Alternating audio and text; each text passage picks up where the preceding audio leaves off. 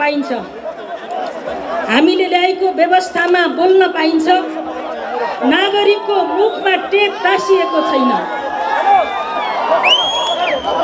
सर्वसत्तावादको विरुद्ध बोल्न पाइन्छ, संविधानको चिरहरण गर्नेका विरुद्ध बोल्न पाइन्छ, संविधान र कानुनी राज्यको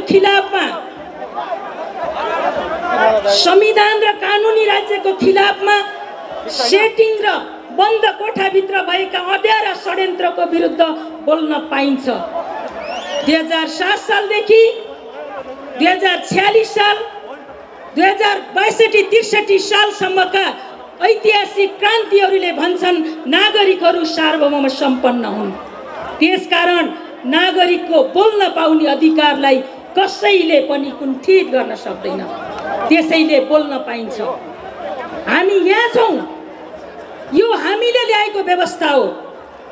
आज दरबारमा जस्तै रजाइ गर्नेहरू सङ्घर्षका कठिन दिनहरूमा कहाँ थिए दुनियाँलाई हिसाब किताब थाहा छ। त्यसकारण हाम्रो व्यवस्थाभित्र, हाम्रो रगत र पसिनाभित्र, हजारौं शहीदको बलिदानभित्र, हजारौं घाइते र बेपत्ता परिवारको बलिदानीभित्र प्राप्त गरेका यी उपलब्धिलाई एकै रातमा एउटा जङ्गी कागजी बादशाहले च्यातचुत पारेर संविधानको बरखिलाफ गर्ने प्रणालीको विरुद्ध बोल्छौँ। हामी बोल्न जन्मेका हौँ, नागरिकको सार्वभौम अधिकारलाई रक्षा गर्न बोलेका हौँ। त्यसकारण आज हामी यहाँ छौँ। त्यसैले आज काठमाडौँको यो मध्य सडकका पेटीहरूमा छरपष्ट मानव सागरले भन्छ खड्ग प्रसाद ओली कागजी बादशाह हुन्, ती ढलिसके, अब अन्तिम घोषणा गर्न बाँकी छ। जब बादशाह या तानाशाहले आफ्नो कदलाई घटाउँदै जान्छन्, त्यति बेला राज्यको सम्पत्तिको दोहन गर्दै कागजका अग्ला कदका प्रतिमाहरू मात्रै होइन बुख्याचाहरू बनाउँछन्। खड्ग प्रसाद ओलीले त्यही गरेका छन्। यो अधोगति हो। त्यसकारण यहाँ केही चार्जहरू छ हामीलाई बोल्न पाइँदैन भन्ने। कार्यकारी प्रधानमन्त्रीको एउटा कोठाको एसिस्टेन्ट जस्तै प्रधानमन्त्री या मन्त्री परिषदका निर्णयलाई खुसुक्क सहीसाब गर्ने सम्माननीय राष्ट्रपति, यो राष्ट्रपति सम्माननीय पद होइन संस्था, हाम्रो बलिदानीले प्राप्त संस्था हो, हाम्रो शिरमाथिको संस्था हो। तर त्यो संस्थाका विरुद्ध बोल्ने दुस्साहस गरेको छैन म। त्यो संस्थामा कुनै व्यक्तिले निर्वाचनको प्रक्रियाबाट गएर निरङ्कुशताको साक्षी बस्छ, त्यसको एउटा प्यादा बन्छ भन्ने त्यस्ता पात्रको विरुद्ध बोल्न पाइन्छ। कसले भन्छ बोल्न पाइँदैन भनेर? एउटा खलपात्रको विरुद्ध बोल्दै गर्दा कसले भन्छ यहाँ महिला अस्मिता मिचियो भनेर? बोल्न पाइन्छ। महिला अस्मिता त त्यति बेला बलात्कृत भएको छ जहाँ भागीरथी भट्ट जस्तै, निर्मला पन्त जस्तै कलिला किशोरीहरू बालिकाहरू बलात्कृत र हत्या भएका छ। त्यति बेला महिला अस्मिता बेचिएको छ, बलात्कृत भएको छ, खण्डित भएको छ।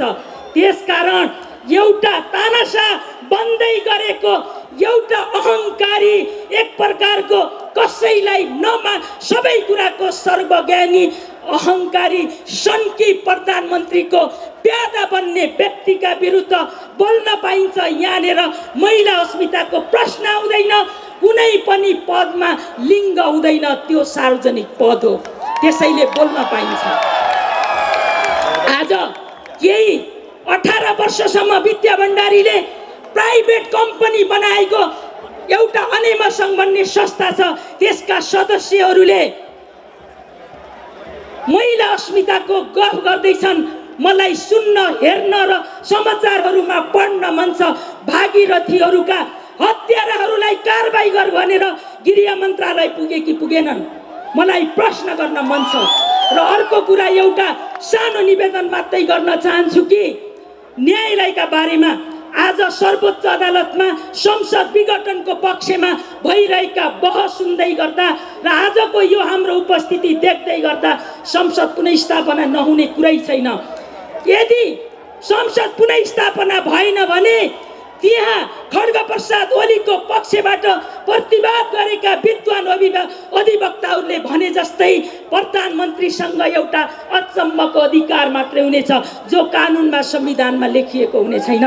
यो व्यवस्थाको हामी खिलाफमा छौँ र सर्वोच्च अदालतले कानुन सम्बद्ध संविधान सम्बद्ध फैसला गर्नेछ भन्ने कुराको हामीलाई विश्वास छ।